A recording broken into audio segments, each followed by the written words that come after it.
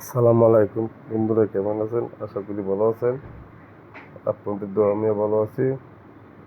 এই যে জায়গাটা দেখতেছেন, জায়গাটা হচ্ছে আমাদের গাজীপুরের ভিতরে শ্রীপুর থানা গোরগুড়া মাস্টার বাড়ি।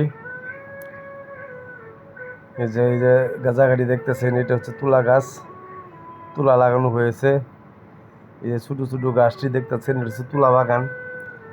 তুলা বাগান করা হয়েছে।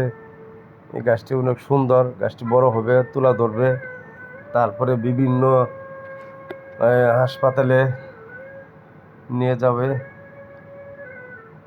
এবং কি বিদেশে রপ্তানি হয়। এই তুলা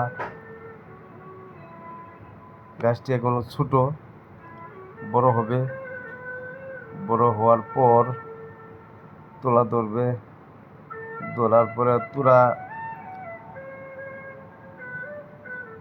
পেকে ফেটে ফেটে বার হয়।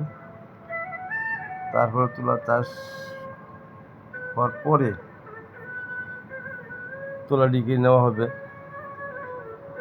বিভিন্ন হাসপাতাল, বিভিন্ন কাজে।